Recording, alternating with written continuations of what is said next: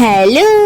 জানি জানি তোমরা নিশ্চয়ই অনেকেই আমার ভিডিও খুব মিস করছিলে, কি তাই তো? করবেই তো।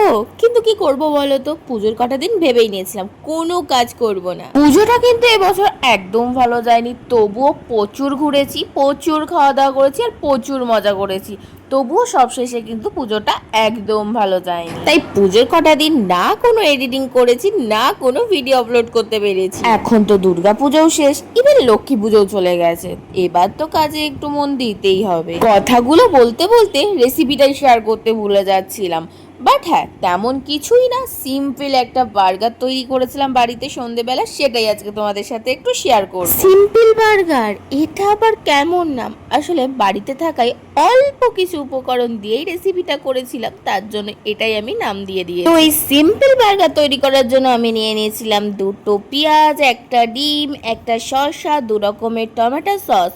ও আর হ্যাঁ, বার্গার তৈরি করার জন্য মেন যেটা লাগবে, বার্গার আকৃতির পাউরুটি। প্রথমে কিন্তু বার্গার আকৃতির পাউরুটিটাকে একদম মাঝ বরাবর কেটে নিতে হবে, তারপর কিন্তু শসা পেঁয়াজগুলোকে একদম কুচিয়ে নিতে হবে। তারপর উনুনে প্যান বসিয়ে প্যানে কিন্তু তেল গরম করে নিয়ে পেঁয়াজটাকে ভালো করে ভেজে নিয়েছিলাম, তার মধ্যে দিয়ে দিয়েছিলাম শসা কোচানো, সেটাও হালকা দমে ভেজে নিয়েছি যাতে সবকিছু ভালোভাবে সেদ্ধ হয়ে যায়। শসা আর পেঁয়াজটা ভালোভাবে সেদ্ধ হয়ে গেলে এবং ভালো ভাজা হয়ে গেলে তার মধ্যে আমি দিয়ে দিয়েছিলাম দু রকমের টমেটো সস এবং অন্যদিকে আমি ভেজে নিয়েছিলাম ডিম অমলেট, যেটা ভিডিও টেক নেওয়া হয়নি, যেহেতু ফার্স্ট টাইম ট্রাই করছি তার জন্য আমি একটার উপরেই ট্রাই করেছিলাম। আচ্ছা, অন্যদিকে কিন্তু আমি একটা আলু সেদ্ধ করে নিয়েছিলাম, সেটা বোধহয় টেক নেওয়া হয়নি, না হলে ভিডিওতেই দেখাতে পারতাম। বার্গারের ভিতরে যে লেয়ারটা দেবো শসা পেঁয়াজ আর সস দিয়ে যেটা তৈরি করেছিলাম, তার সাথে কিন্তু আমি একটা আলু সেদ্ধ মাখিয়ে নিয়েছিলাম। বার্গারের জন্য যে পাউরুটিটা রেখেছিলাম সেটা কিন্তু আমি সেঁকে নিয়েছি, তার মধ্যে কিন্তু সসও মাখিয়ে নিয়েছিলাম দু রকমের। সস মাখানোর পর প্রথমে লেয়ারটা তো দিয়েছিলাম সেদ্ধ করা